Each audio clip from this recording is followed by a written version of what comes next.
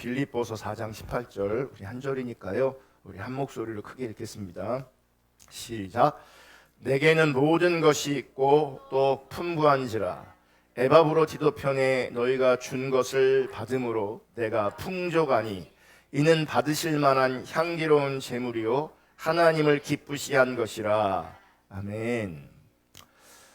오늘은 참된 예배 25번째 시간입니다. 오늘은 헌금으로 드리는 예배에 대해서 살펴보려고 합니다.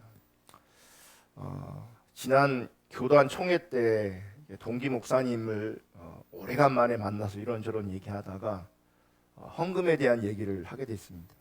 그분이 그러더라고요. 자기는 교회에서 헌금 얘기하지 않는다고, 그 헌금에 대해서 전혀 관여하고 있지 않다고 그런 얘기 하시더라고요. 저도 그런 생각들이 있었습니다. 예전에는. 그래서 헌금에 대해서 잘 얘기하지 않았습니다. 그리고 헌금을 얘기하는 것이 힘들기도 했습니다. 왠지 성도들에게 부담을 주는 것 같은 느낌도 있고 해서 언급하지 않았고 나누지 않았습니다. 그런데 성경을 보면 하나님의 관점에서 우리 예배에 있어서, 우리 신앙생활에 있어서 헌금이 얼마나 중요한가를 알게 되었습니다. 그래서 이 부분은 우리가 알아야 된다, 그리고 배워야 된다라는 생각을 하게 되었습니다. 여러분, 오늘날 우리가 드리는 예배에서, 특별히 우리가 드리는 예배에 여러 요소들이 있습니다. 대표적으로는 찬양과 경배가 있죠. 또 뭐가 있습니까? 하나님의 말씀을 전하는 설교가 있죠. 또 헌금도 있고, 또 광고도 있고, 또 교제도 있습니다. 여러분, 예배 후에 우리가 식사하면서 나누는 교제도 사실은 예배의 연장선에 있는 겁니다. 그런데 여러분, 이렇게 예배 여러 요소들 가운데 온전히 하나님께 드리는 예배는 찬양과 경배와 헌금입니다. 어떤 분은 이렇게 생각할 수 있어요. 무슨 기도도 있잖아요. 처음에 우리가 이렇게 찬양과 경배를 예배하면서 대표 기도가 없었습니다. 대표 기도가 생긴 지, 우리 교회 대표 기도가 생긴 지 얼마 되지 않았습니다. 그러니까 성도들도 우리 예배 가운데 좀 더 능동적으로 적극적으로 참여하는 부분들이 필요할 거라 생각해서 대표 기도를 제가 넣은 겁니다. 그런데 크게 보면 이 기도도 사실은 찬양과 경배 안에 들어올 수 있는 영역입니다. 그래서 예배 여러 요소들 가운데 본질적으로 하나님께 온전히 드려지는 그 예배의 정체성을 간직한 것은 찬양과 경배와 헌금밖에 없습니다. 자, 예배 여러 요소들을 여러분 따로 분리해 보십시오. 설교만 따로 떨어져 있다, 설교만 분리되어 있다, 이러면 이 설교는요 예배일 수 없습니다. 전체 예배 요소 안에 설교가 들어있기 때문에 예배라고 우리가 말하고 있는 것이지, 분리시켜 놓으면요 설교 자체로 떨어져 있으면 이건 예배가 아니에요. 강의가 될 수 있는 거죠. 사람들을 향해서 제가 성경을 가르칠 수 있는 성경 공부가 될 수 있어요. 그러니까 엄밀하게 말하면 하나님께 직접 드리는 시간이 아니라는 거죠.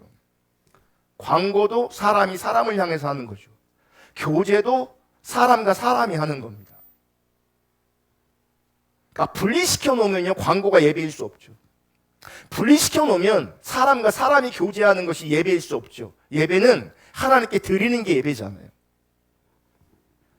본질적으로 하나님께 드려지는 이 참다운 예배의 정체성을 가지고 있는 예배의 요소는 찬양과 경배와 헌금밖에 없어요. 이게 온전히 하나님께 드려지는 겁니다. 오늘 본문 빌립보서 4장 18절을 읽었는데, 말씀에 보면 지금 사도 바울은요 자신에게 보내진 헌금을 뭐라고 표현하고 있냐면, 이는 받으실 만한 향기로운 제물이요 하나님을 기쁘시게 한 것이다, 이렇게 표현하고 있어요. 그러니까 바울 개인에게 준 게 아니에요. 바울 개인을 후원한 게 아니에요. 모양은 바울에게 그 물질이, 그 재정이 흘러갔지만 누구한테 드려진 겁니까? 하나님께 드려진 제물이 되는 거고요. 그래서 향기로운 제물이라고 말씀하고 있고 하나님을 기쁘시게 하는 겁니다. 하나님을. 역대상 16장 29절에도 이렇게 말씀하고 있어요. 다 같이 읽겠습니다. 시작. 여호와의 이름에 합당한 영광을 그에게 돌릴지어다. 제물을 들고 그 앞에 들어갈지어다.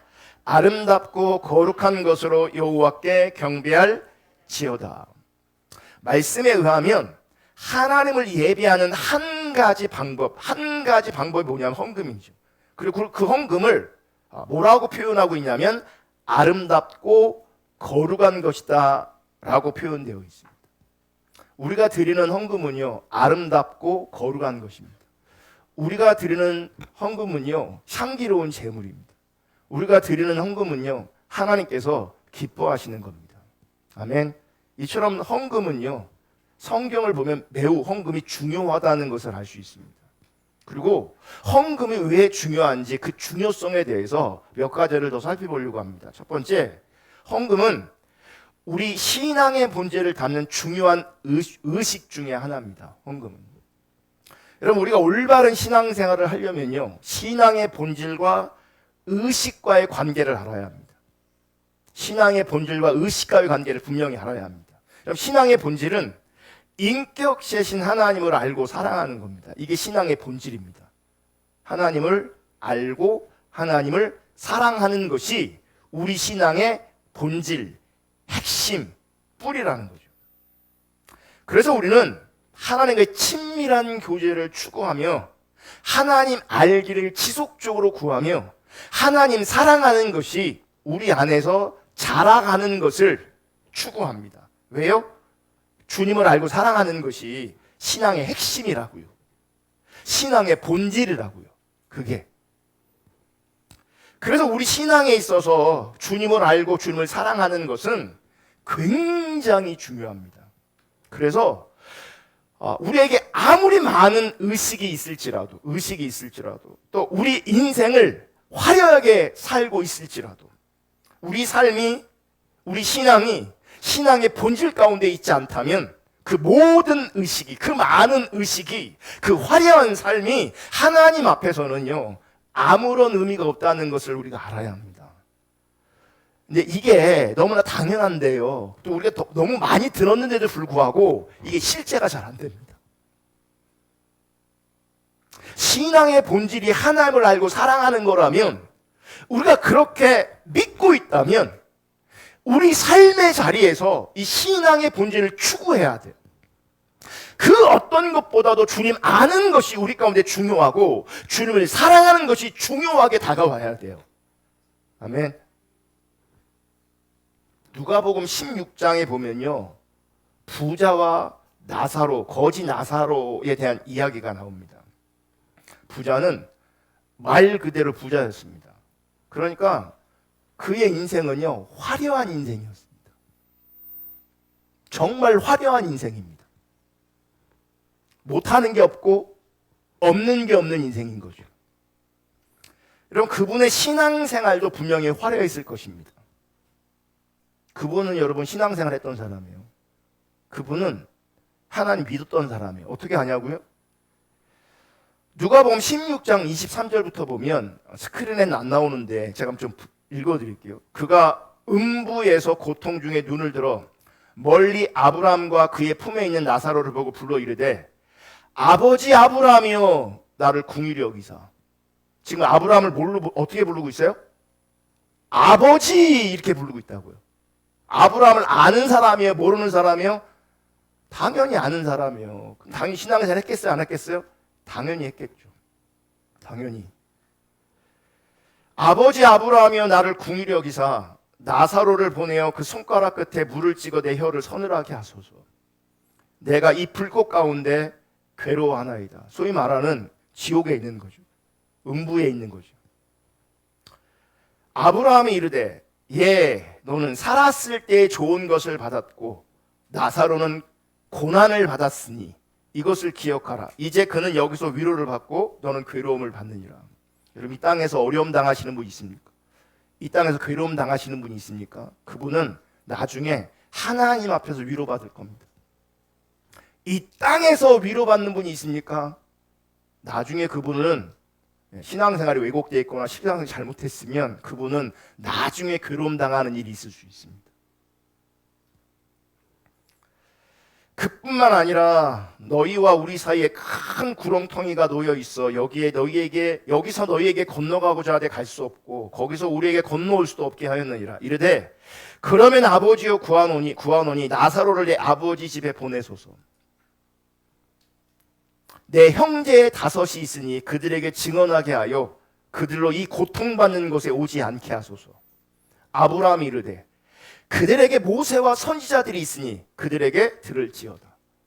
이미 이 부자도 마찬가지고요, 그의 형제들에게도 마찬가지입니다. 이미 그들에게 무엇이 있냐면 모세와 선지자들이 주어져 있어요. 그들에게 율법이 주어져 있어요. 이 얘기 뭐냐면 그들은 신앙생활을 하던 사람이에요. 문제는 뭔지 아세요? 그들에게 율법이 주어져 있는데 모세와 선지자가 주어져 있음에도 불구하고 안 들리는 거죠. 모양적으로 많은 의식이 있을지 모르겠지만, 그리고 인생에서 화려한 삶을 살고 있음에도 불구하고 그들에게 빠져 있는 게 뭔지 아십니까? 신앙의 본질이 빠져 있는 거예요. 신앙의 본질이 빠져 있으니 모세의 음성이 들리지 않는 거예요. 선지자의 음성이 들리지 않는 거예요. 율법의 음성이 들리지 않는 거예요. 참된 신앙의 음성이 그들 가운데 들리지 않는 거예요. 그 부자가 이렇게 얘기해요. 이르되 그렇지 아니하나이다. 아버지 아브라함이여, 만일 죽은 자에게 그들에게 가는 자가 있으면 회개하리다. 나서라고 가면 그들이 회개할 수 있습니다. 근데 31절 이르되 모세와 선지자들에게 듣지 아니하면 비록 죽은 자 가운데 살아나는 자가 있을지라도 고난을 받지 아니하리라 하였다 하시니라. 안 들린다니까요. 그리고 안 듣는다니까요. 안 들려요. 여러분, 지금 여러분의 귀가 열려서요, 하나님의 음성이 들려야 돼요. 하나님의 말씀이 들려야 돼요. 하나님의 기준이 들려야 돼요. 이 부자는요, 신앙생활 했던 사람이고요, 어쩌면 그 공동체 안에서 인정받고요, 정말 신앙생활 나름은 잘하는, 의식도 많이 했던 사람일지도 모릅니다. 근데 지옥 같습니다.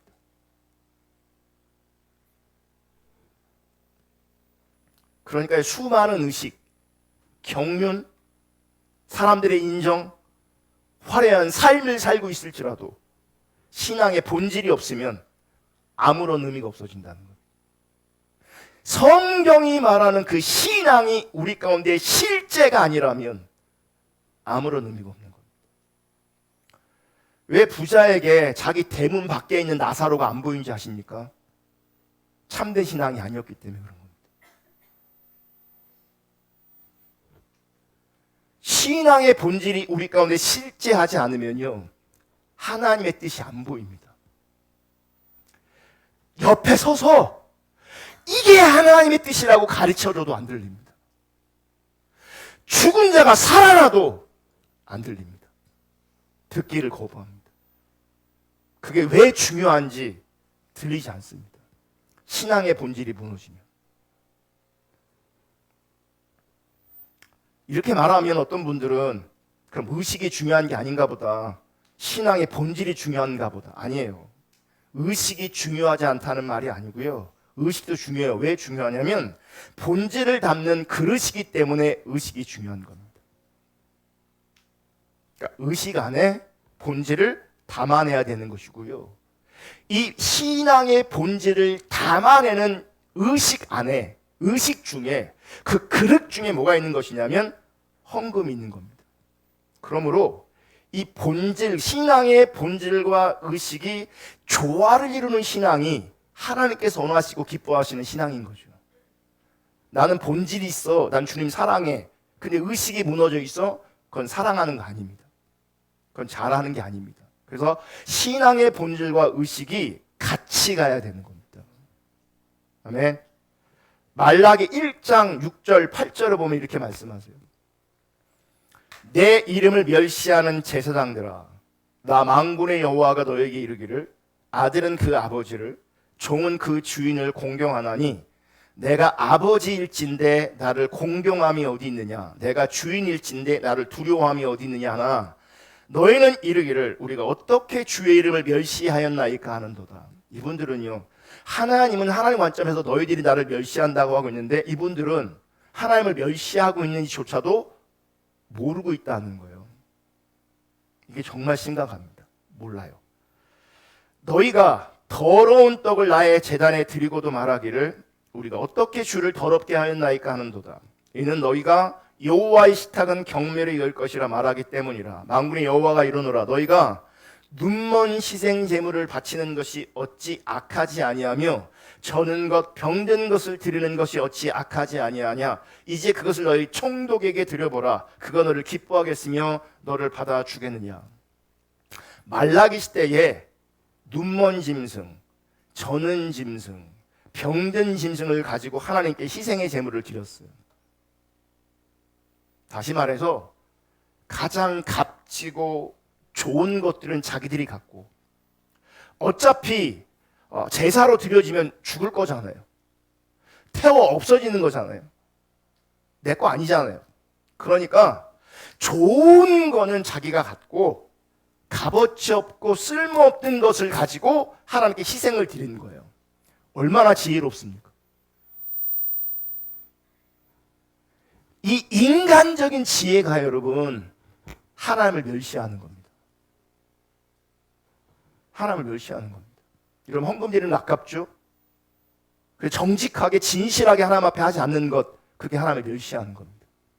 안 하는 게 아니라고요. 안 하면 그건 더 심각한 거고, 하되 정직하게 진실하게 하지 않는 것은요, 그거 하나님 멸시하는 겁니다. 말라기 시대에 저는 거, 병든 거, 약한 거 드린 것과 내가 정직하게 하지 않는 것과 뭐가 다른 겁니까? 뭐가 다른 거냐고. 우리는 똑같이 하면서도 이스라엘 말라기 시대에 했던 것처럼 내가 하나님을 멸시하는 것을 몰라요. 내가 지금 하나님 멸시하고 있다라고 인식을 못하고 있다. 하나님은 그들의 헌금을 두고, 하나님은 그들의 희생을 두고 하나님을 멸시했다 분명히 말씀하시는데, 그래서 여러분 우리의 정직한 헌금, 진실한 헌금은요, 우리가 하나님께 드리는 중요한 예배의 한 요소라는 걸 기억하셔야 합니다. 찬양과 경배 우리가 어떻게 드려야 됩니까?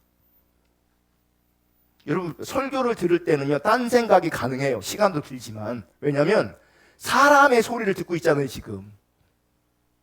그죠? 근데 찬양과 경배는요, 내가 하나님을 직접 상대하고 있는 거예요. 설교는 지금 저한테 지금 반응하고 있는 거예요.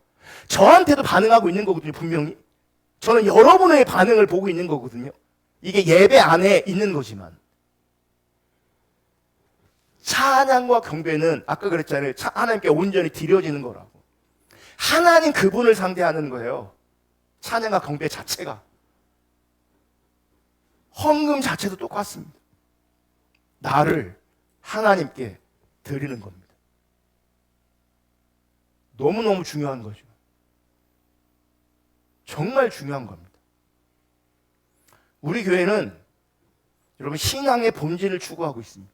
그러므로 여러분도 대전 포도나무 교회 지체라면 반드시, 그리고 당연히 신앙의 본질을 배우셔야 되고요, 그 신앙의 본질을 적극적으로 추구하셔야 됩니다. 안 배우시면, 안 추구하시면 안 됩니다. 그럼 문제가 많은 겁니다. 정말 여러분 신앙의 본질을 추구할 수 있기를 주님의 이름으로 부탁하고 축복합니다. 그럼 보세요. 우리가 정말 신앙의 본질을 추구하고 있다면 내 신앙과 내 삶에서 이 신앙의 본질과 의식이 조화를 이뤄야 한다는 겁니다. 신앙의 본질과 의식이 조화를 이룰 때 그게 참으로 신앙의 본질을 추구하고 있는 거예요. 왜냐하면 신앙의 본질은 어디에 담는 거예요? 의식 안에 담아서 하나님께 드리는 겁니다. 의식 안에 담아서.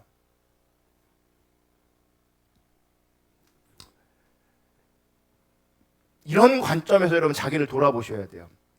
내 삶에 혹은 내 신앙에 이 신앙의 본질과 의식이 조화를 이루고 있는지, 아니면 내 삶과 신앙에 의식은 있는데 본질은 없는지. 의식은 있는데 본질이 없으면 이거 큰일 나는 겁니다. 이거 참다운 신앙 아닙니다. 내 삶에는, 내 신앙에는 본질은 있는데 의식이 없어. 이건 사실상 불가능한 겁니다. 이론적으로 제가 이렇게 언급하는 것이지, 본질은 있는데 의식이 없다, 이건 말도 안 되는 겁니다. 대부분은 의식은 있는데 본질이 없는 경우가 많은 거죠. 마지막, 본질도 없고 의식도 없고, 이건 정말 심각한 겁니다. 본질을 담는 그릇, 헌금이라는 것, 예배라는 것, 그 중에 헌금도 있다는 것, 분명히 기억하셔야 합니다. 우리의 예배에 있어서 헌금이 중요한 두 번째 이유는요, 헌금은 하나님 나라의 일에 동참하는 의의 행실 중 중요한 부분이기 때문에 그래요. 헌금이 하나님 나라의 백성으로 하나님 나라의 일에 동참하는 의의 행실이에요.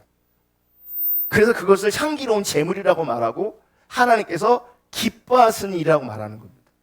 마태복음 6장 31절 33절을 보면 이렇게 말해요. 그러므로 염려하여 이르기를 무엇을 먹을까, 무엇을 마실까, 무엇을 입을까 하지 마라. 이는 다 이방인들이 구하는 것이라 너희 하늘 아버지께서 이 모든 것이 너희에게 있어야 할 줄을 아시느니라. 그런즉 너희는 먼저 그의 나라와 그의 의를 구하라. 그리하면 이 모든 것을 너희에게 더하시리라. 말씀에 보면요, 이방인들의 특징이 있어요. 뭐냐면 먹는 것, 마시는 것, 입는 것, 이 세상 것들을 추구하는 삶을 살아요. 먹는 거, 입는 거, 이걸 추구해요. 이거를. 그러니까 먹고 마시고 입고 하는 것이 그들의 삶의 목적이요, 목표요, 관심이요, 열정이요. 먹고 입고 사는 게. 32절에 이는 다 이방인들이 구하는 것이다 이렇게 돼 있는데, 여기서 구한다는 말은 뭐냐면 찾다, 추구하다, 그것을 위해 노력하다는 거야. 그러니까 그들은 무엇을 위해 노력하냐면 먹고 마시고 입는 것을 위해 노력하고 힘쓴다는 거죠. 관심이 그거밖에 없다는 거예요. 그거밖에. 그래서 여러분, 제가 보면 하나님 없는 사람들의 특징, 교회를 다니든 교회를 안 다니든 하나님 없는 사람들의 특징은 뭐냐면 어떻게 살 것이냐예요. 그 어떻게가 뭐예요? 먹고 입고 마시고 하는 거예요. 근데 여러분, 하나님은요, 어떤 사람인가를 중요하게 여기십니다. 어떤 사람이냐. 아까 보세요. 부자. 세상에서는요, 어떤 대접받고 어떤 인정을 받고 살았겠어요. 그죠? 어떻게라는 관점에서는 그가 생존할 동안에는 그분처럼 잘 사는 인생이 없었을 겁니다. 다 부러워하고 늘 잔치하고. 그래, 안 그래요? 어떻게라고 접근하면 그분은 성공한 인생이었을지 모르겠지만 어떤 인생이었냐, 어떤 인간이었냐라고 접근할 때는요, 그런 지옥 가는 인생이었습니다. 세상은요, 어떤 사람인가를 추구하지 않습니다. 어떻게 살 것인가만 추구합니다. 먹고 마시고 있는 것. 그래서 모양이 중요합니다. 어디서 사는 게 중요하고 뭘 먹고 뭘 하고 있느냐, 뭐 이런 게 중요한 거죠. 버킷리스트라고 해서 자기가 원하는 게 있어요. 자기가 원하는 거. 그리고 자기가 원하는 것을 비전이라고 설정해 놓고요, 나는 이거 하고 싶어, 나는 이렇게 살 거야, 나는 이런 직업을 가질 거야, 나는 이런 걸 갖고 싶어, 나는 이런 걸 얻고 싶어, 난 이런 걸 하고 싶어. 다 여기에 머물러 있어요. 그게 여러분 이방인들의 삶이에요. 그게 하나님 없는 이방인들의 삶이라고요. 저 푸른 초원 위에 그림 같은 집을 짓고, 그러니까 철없을 때 그런 생각 하잖아요. 어렸을 때 우리 나는 3층 집을 짓고 3층에는 부모님 모시고 2층은 내가 살고 1층은 우리 동생들이 살고, 이딴 얘기, 이딴 꿈 꾸은 적이 있습니까? 있어요, 없어요? 그게 어떤 인간인가가 아니라 어떻게 해당되는 겁니다. 어떤 직업을 갖고 뭘 하고 뭘 먹고 뭘 하고 싶고 이것도 하고 싶고 저것도 하고 싶고, 거기에 신앙을 끌어붙여갖고 자기가 원하는 것을 하면서 그걸 비전이라고, 나는 이렇게 하나님을 섬기고 싶다고. 그거 하면 뭐 할 건데? 하나님은요, 어떻게가 중요한 게 아니에요. 어떤 모양이 중요한 게 아니에요. 내가 하나님 앞에 어떤 사람인가가 중요한 거예요. 내가 하나님 앞에 어떤 존재인가, 이게 중요한 겁니다. 이게. 그래서 하나님 나라의 백성들은요, 다른 거 아니에요. 하나님 나라와 그분의 의를 추구하는 겁니다. 내가 원하는 것을 추구하는 게 아니에요. 내가 원하는 먹고 마시고 입고 하는 거, 이게 아니라 하나님 나라와 그분의 의, 그분의 뜻을 추구하는 거예요. 왜요? 나의 정체성이 하나님 나라의 백성, 어떤 사람인가? 하나님의 사람이라는 거죠. 하나님의 백성이라는 거죠. 어떻게가 아니라 하나님 앞에 어떤 존재냐, 하나님 앞에 어떤 사람이냐는 거예요. 하나님 나라와 그분의 의가 하나님 나라 백성들이 그들의 삶에서 추구하고 바라보고 목표하고 목적하는 것이어야 되는 거예요.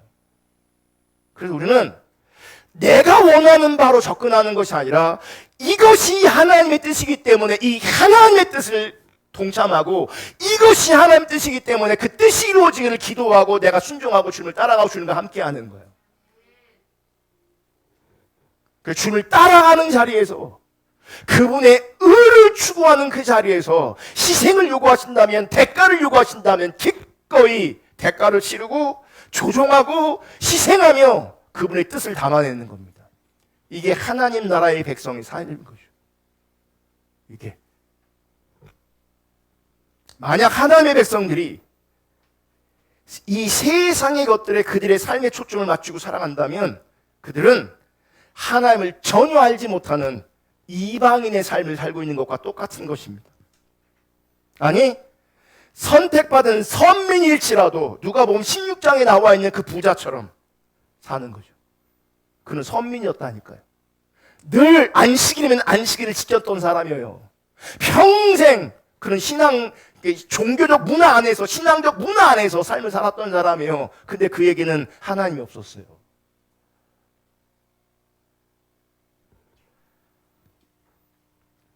그러면서 예수님 이렇게 말씀하세요. 하나님 나라의 백성들이 하나님 나라와 그분의 의를 추구하며 살 때 그들의 필요를 하나님께서 채우실 것이다. 내가 원하는 어떤 것을 채우신다는 게 아니고 탐심으로 접근하는 거고요. 나에게 꼭 필요한 하나님의 은혜를 우리 가운데 부으시고 채우실 겁니다. 아멘. 더 나아가 하나님 그분으로 채우실 겁니다. 하나님의 은혜와 사랑으로 채우실 겁니다. 그러면 되잖아요. 이 하나님 나라 일에 동참하는 의의 행실 중에 하나가 뭐냐면 헌금이라는 겁니다. 마태복음 6장에서 예수님은 우리에게 하나님 나라를 추구하는 삶을 살라고 말씀하세요. 그런데 동일한 마태복음 6장에서 예수님은 우리가 하나님 나라 일에 동참하는 방법인 의의 행실에 대해서 말씀하세요. 의의 행실은 우리가 하나님 나라 일에 동참하는 방법을 말하는 겁니다.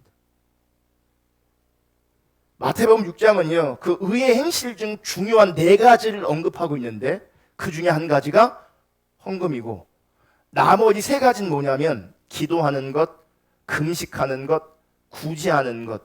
이게 뭐예요? 다 의의 행실인 거죠. 다 하나님 나라와 관련되어 있는 거예요. 그래서 기도하되 나의 원함을 위해서 기도하는 게 아니라 하나님 나라를 위해 아버지의 뜻이 이루어지게 기도하고 금식하고, 더 나아가 주변을 살펴 하나님의 은혜가 나누어지도록 하는 구제의 자리에 있는 것, 그게 하나님 나라의 의의 열매라고, 의의 행실이라고요. 그게 아무리 잘 먹고 잘 살면 뭐예요? 이 의의 행실이 없으면 하나님 앞에 인정받지 못하는 거예요. 헌금, 기도, 구제, 금식이 없으면, 우리 안에 하나님 찾는 게 없으면, 하나님을 따라가는 게 없으면 의의 열매가 아니라고요. 특별히 마태복음 5장, 6장, 7장은 소위 산상순이라고 말씀하시는데, 거기에 보면 예수님께서 하나님 나라의 메시지를 가르치십니다. 근데 그 하나님 나라의 메시지 중에 핵심적인 요소가 뭐냐면 물질에 관한 겁니다. 이 재정에 관한 거예요. 마태복음 6장 19절 24절. 너희를 위하여 보물을 땅에 쌓아두지 말라. 거기는 좀과 동록이 해하며 도둑이 구멍을 뚫고 도둑질하느니라.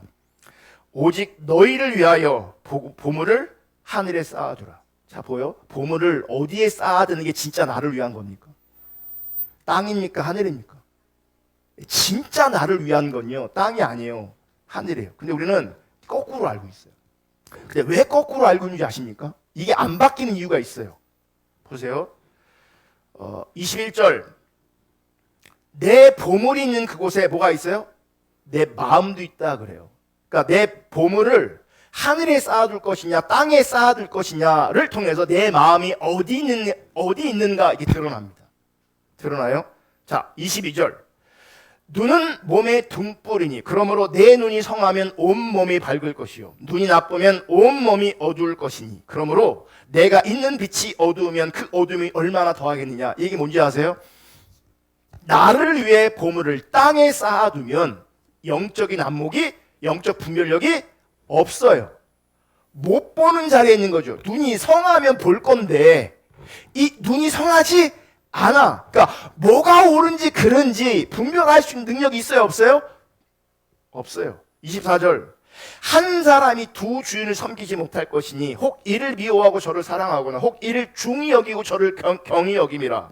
너희가 하나님과 재물을 겸하여 섬기지 못하느니라. 여러분, 하나님을 섬길 때 영적 분별력이 있고요, 재물을 섬기면 영적 분별력이 무너지게 돼 있어요. 보물을 하늘에 쌓아두면 영적 분별력이 열리게 돼 있고요, 땅에 쌓아두면요 영적 분별력이 무너지게 돼 있어요. 못 봐요. 그러니까 돈 따라가고 돈 사랑하고 세상 사랑하는 사람들은 아무리 얘기해도요 안 들려요. 왜냐면 영적 분별력이 지금 상실되어 있기 때문에 그래요. 안 들린다니까요. 지금도요 신앙의 본질을, 참된 신앙을 가르치면 누가 듣는지 아십니까? 누가 들어요? 참된 신앙을 추구하는 사람이 듣고 하나님 사랑하는 사람이 듣죠. 정작 거리 신앙에 있는 사람들은 안 들어요. 영적 분별력이 없는 사람은 안 들어요. 사모하는 사람은 더 사모하는데 사모함이 필요한 사람은 아예 듣지가 않아요. 원하지도 않아요. 왜요? 거꾸로 하고 있거든요. 지금 거꾸로 하고 있어요. 여러분, 우리의 물질이 하나님의 통치 아래에 있는 것이 우리가 살아야 할 청지기의 삶인 것을 기억하셔야 합니다. 아멘. 마태복음 25장 14절부터 30절 좀 긴데 우리 한 절씩 한번 교독해 다 아는 얘기지만, 또 어떤 사람이 타국에 갈 때 그 종들을 불러 자기 소유를 맡김과 같으니 각각 그 재능대로 한 사람에게는 금 5달란트를, 한 사람에게는 2달란트를, 한 사람에게는 1달란트를 주고 떠났더니. 여러분 잘 들으세요. 주인이 주인의 소유를 맡긴 거예요. 우리가 믿음으로 고백하는 것 중에 하나가 뭐냐면, 이 땅에 내 것은 하나도 없다는 거. 맡겨진 거라는 거예요. 하나님께로부터 맡겨진, 내 생명조차도 맡겨진 겁니다. 내 거 아니라고요. 분명히 자기 소유를 맡겼다. 16절. 5달란트 받은 자는 바로 가서 그것으로 장사하여 또 5달란트를 남기고, 2달란트 받은 자도 그같이 하여 또 2달란트를 남겼으니, 1달란트 받은 자는 가서 땅을 파고 그 주인의 돈을 감추어 두었더니 오랜 후에 그 종들의 주인이 돌아와 그들과 결산할세. 5달란트 받았던 자는 5달란트를 더 가지고 와서 이르되, 주인이여 내게 5달란트를 주었는데 보소서 내가 또 5달란트를 남겼나이다. 그 주인이 이르되, 잘하였도다 착하고 충성된 종아, 내가 적은 일에 충성하였음에 내가 많은 것을 내게 맡기리니 내 주인의 즐거움에 참여할지어다 하고, 2달란트 받았던 자도 와서 이르되, 주인이여 내게 2달란트를 주셨는데 보소서 내가 또 2달란트를 남겼나이다. 그 주인이 이르되 잘하였도다 착하고 충성된 종아 내가 적은 일에 충성하였음에 내가 많은 것을 내게 맡기리니 내 주인의 즐거움에 참여할지어다 하고 1달란트 받았던 자는 와서 이르되 주인이여 당신은 굳은 사람이라 심지 않은 데서 거두고 해치지 않은 데서 모으는 줄을 내가 알았으므로 두려워하여 나가서 당신의 달란트를 땅에 감추어 두었나이다. 보소서 당신의 것을 가지셨나이다. 그 주인이 대답하여 이르되 악하고 게으른 종아 나는 심지 않은 데서 거두고 해치지 않은 데서 모으는 줄을 내가 알았느냐. 그러면 내가 마땅히 내 돈을 취리하는 자들에게 맡겼다가 내가 돌아와서 내 원금과 이자를 받게 하였을 것이라 하고 그에게 그 1달란트를 빼앗아 10달란트 가진 자에게 주라. 무릇 있는 자는 받아 풍족하게 되고 없는 자는 그 있는 것까지 빼앗기리라. 이 무익한 종을 바깥 어두운 데로 내쫓으라. 거기서 슬피 울며 이를 갈리라 하니라. 그래서 달란트 비의 주인은 하나님으로 이해하셔도 되고요, 예수님으로 이해하셔도 됩니다. 종은 누구겠어요? 하나님의 백성인 우리들이에요. 하나님의 백성을 말해요. 하나님의 백성을. 하나님께서 우리에게 자신의 소유인 달란트를 맡기십니다. 여긴 차이가 있어요. 누구한테는 5달란트를 맡기고 누구한테는 2달란트를 맡기고 누구한테는 1달란트를 맡겨요. 이건 주인의 주권이에요. 하나님의 주권이에요. 그래서 우리가 인생을 살 때, 신앙생활 할 때 이러면 하나님의 이 주권적인 영역이 되게 많아요. 나랑 상관없이 주어진 영역들이 있다고요. 예, 여러분 누구는 5달란트는 나는 2달란트, 이거에 삐지고 시험 들지 않기를 축복합니다. 이건 하나님 주권이에요. 이건 하나님 주권이에요. 이 부분에 삐지면 시험 들면 답이 없어요. 왜 나는 2이고 왜 쟤는 5입니까? 이러면 답이 없어. 나는 왜 이렇게 생겼나요? 내 부모는 왜 이런가요? 이건 답이 없다고요. 답이 없어요. 하나님의 주권은 내가 그냥 인정하고 받아들여야 돼요. 그 속에서 하나님의 뜻을 찾아야 되는 것이지, 그 주권을 갖고 씨름하고 있으면 답이 없다는 걸 아셔야 돼요. 그럼 달란트가 뭐냐? 달란트, 주인의 달란트를 우리 가운데 맡겼다 그랬잖아요. 달란트는 우리에게 맡겨진 생명, 재능, 시간, 그리고 물질을 의미하는 겁니다. 이게 우리 가운데 맡겨진 겁니다. 생명이 맡겨진 거고요, 재능이 맡겨진 거고요, 시간이 맡겨진 거고요, 물질이 맡겨진 거예요. 이거를 내 마음대로 쓰면 안 되는 겁니다. 주인이 의도가 있어서 우리 가운데 맡기신 거예요. 그럼 우리는 생명, 재능, 시간, 물질을 내 마음대로 쓰는 것이 아니라 하나님의 의도를 따라 나에게 맡겨진 생명과 재능과 시간과 물질을 하나님께 다시 돌려드리는 거예요. 내가 갖는 거 아니에요. 5달러 남겼어. 그거 내 거 아니에요. 다 돌려드려야 되는 거예요. 어차피 내 거 아니니까. 여러분, 예수님의 이 비유는요, 하나님께서 우리에게 맡겨주신 것들을 가지고 우리가 이 땅에 사는 동안 어떻게 사느냐에 따라서 나중에 보면 하나님께서 심판하신다는 거죠. 그래서 누군가는 비유에 나오는 5달란트, 2달란트 받은 자처럼 선한 청지기로 그들이 하나님의 의도를 따라 하나님의 뜻을 이루어드려서 그 재능과 생명과 시간, 물질을 잘 관리해서 하나님의 뜻을 따라, 하나님의 목적을 따라, 하나님 나라를 위해서, 하나님 영광을 위해서 쓰여질 때 착하고 충성된 종아 잘하였다라고 칭찬하시는 거죠. 그리고 하나님의 즐거움에 참여할 거라고 말씀하시는 거예요. 내 즐거움에 참여하라. 그리고 많은 상급이 예비되어 있다는 거예요. 반면에 비유에 나오는 1달란트 받은 종처럼 하나님께서 자기에게 맡겨주신 것을 가지고요, 하나님 나라를 위해 전혀 사용하지 않아 땅에 묻어놓고 있었어요. 그랬더니 성경은 뭐라고 말하냐면 악하고 게으르고 무익한 종아 그랬어요. 생명을 주셨는데, 시간을 주셨는데, 재능을 주셨는데, 물질을 주셨는데 그거 하나님을 위해 쓰지 않는 거죠. 악하고 게으르고 무익한 종. 결과는 참담합니다. 25장 30절 다시 있습니다. 시작. 이 무익한 종을 바깥 어두운 데로 내쫓으라. 거기서 슬피 울며 이를 갈리라. 이 말은 논쟁의 여지가 있어요. 어떤 사람은 이건 구원을 잃어버린 건 아니다라고 말하는 분들이 있어요. 근데 정말 많은 주석에서는 이건 지옥 가는 거라고 말하고 있고요. 똑같은 표현이 하나님 나라의 비유에 여러 군데 나오거든요. 여러 군데 나와요. 여러분, 여러분이 그 뉘앙스를 보세요. 그리고 스스로 판단해 보세요. 어쨌든 결과는 참담해요. 악한 종이고 게으른 종이고 책망받으면서 바깥 어두운 곳에 쫓겨나게 돼요. 아니, 어떤 분은 이걸 부끄러운 구원이라고도 말해요. 구원은 잃지 않는다고 말해요. 근데 보세요. 아니, 천국 안에 어두운 곳으로 쫓겨나서 슬피 울며 이를 가는 곳이 천국에 있을까? 거기가 천국일까? 우리가 뭐 하나로 정의 내리고 판단할 건 아니지만 어쨌든 결과는 참담해요. 참담해요. 근데 보세요.